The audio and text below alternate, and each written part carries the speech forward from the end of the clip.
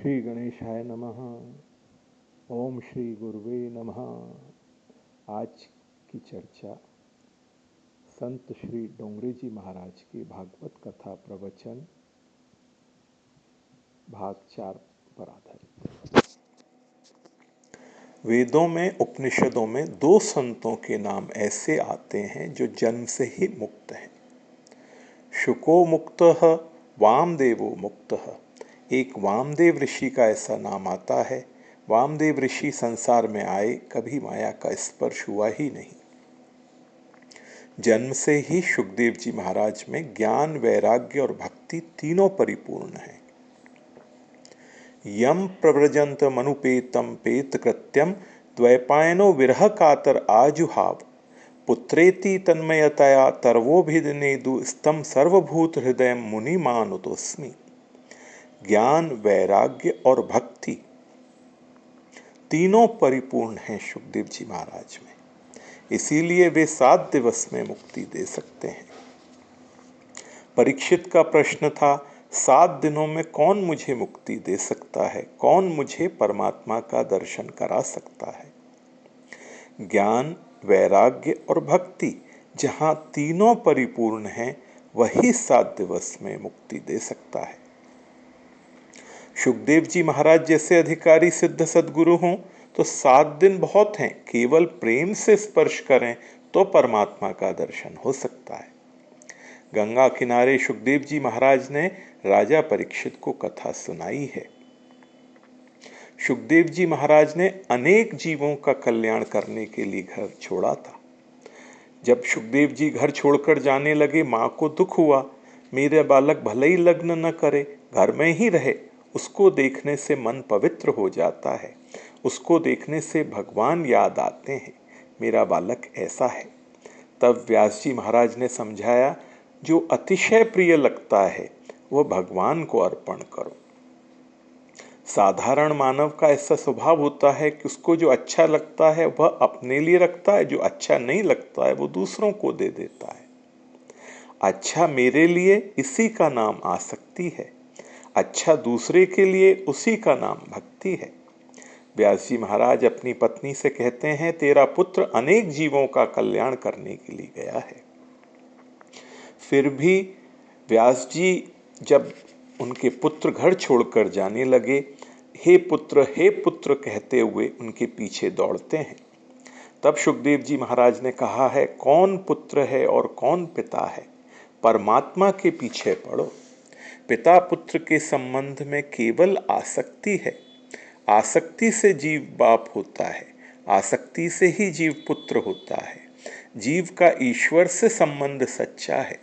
मेरे पीछे क्या पड़ते हो? अनेक बार आप पुत्र हुए हैं, अनेक बार मैं पिता हुआ हूं। कौन पिता और कौन पुत्र है? पूर्व जन्म का आपका पुत्र इस समय कहाँ है? पूर्व जन्म के पति या पत्नी जो प्राण से अधिक प्यारे लगते थे, इस समय कहाँ है? ये सब आसक्ति का खेल है। जीव ईश्वर का है। वृद्ध की अपने घर में आसक्ति रह जाए तो उस वृद्ध का मरने के बाद बालक के रूप में उसी परिवार में जन्म होता है। कितने लोग बातें करते हैं, इसका मुख इसके दादा के जैसा लगता है। वह दादा के जैसा क्या, दादा ही बेटा होकर क्या आया है। जो पिता था वही बेटा हुआ है, उसकी घर में आसक्ति थी। पिताजी मेरे पीछे क्या पड़ते हो? परमात्मा के पीछे पड़ो। नर नारायण का अंश है, नारायण के पीछे पड़ो। महर्षि व्यास को उनके पुत्र सुखदेव जी ने बोध दिया है, पुत्रेति तन्मयतया तर्वोभिनेदुस्तम सर्वभूत हृदय मुनिमानतोस्मि। गंगा किनारे संत समाज में सुखदेव जी महाराज ने यह दिव्य कथा की है। सुखदेव जी महाराज जब कथा करते थे, उस कथा में महर्षि व्यास कथा सुनने के लिए आए थे। मुझको ऐसा लगता है मेरा पुत्र मुझसे भी श्रेष्ठ है। उसका ज्ञान, वैराग्य, उसकी प्रेम लक्षणा भक्ति अलौकिक है। सुखदेव जी की कथा सुनने में व्यास जी को आनंद आया। कथा कीर्तन से सफल होती है। कथा का 16 आना फल मिले, पुण्य मिले, ऐसी इच्छा हो तो कथा में प्रेम से कीर्तन करो। कथा में वक्ता भगवत गुणगान करता है। भगवान की मंगलमयी लीला का वर्णन करता है। गुण संकीर्तन, लीला संकीर्तन, नाम संकीर्तन से कथा सफल होती है। कथा की महिमा के संदर्भ में आगे श्री डोंगरी जी महाराज कहते हैं, परमात्मा श्री कृष्ण का नाम स्वरूप भागवत शास्त्र है। संसार में ईश्वर ने अपने स्वरूप को छिपाया है। ईश्वर हैं पर ईश्वर का दर्शन नहीं होता है, लेकिन परमात्मा ने नाम को प्रकट कर रखा है।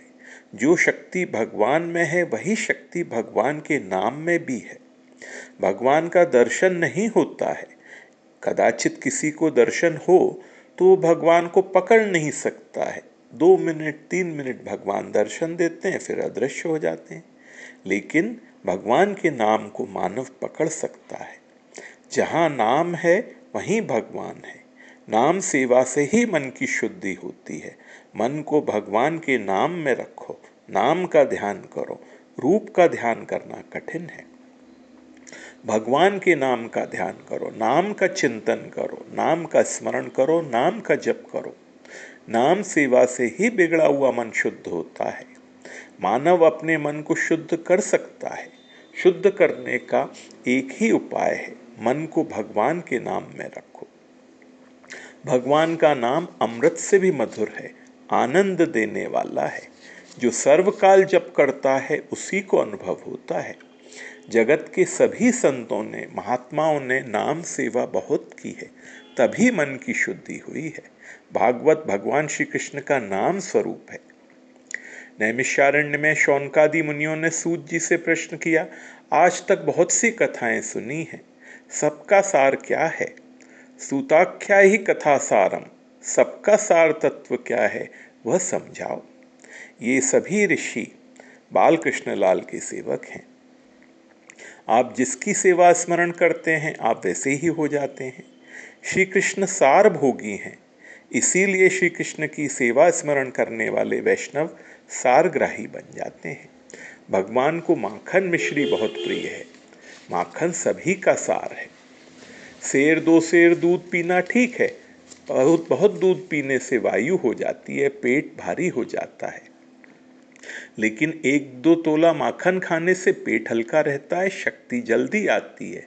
माखन सबका सार है। माखन खाने से शक्ति भी जल्दी आती है। भागवत सभी वेद पुराणों का सार है। इति अशेष समनाम्य पुराणापनुषद रसः, सबका सार तत्व समझाओ। ऐसा सार तत्व समझाओ जिससे ज्ञान वैराग्य के साथ भक्ति पुष्ट हो। ये निवेदन शौनकादि मुनियों ने सूत जी से कहा है।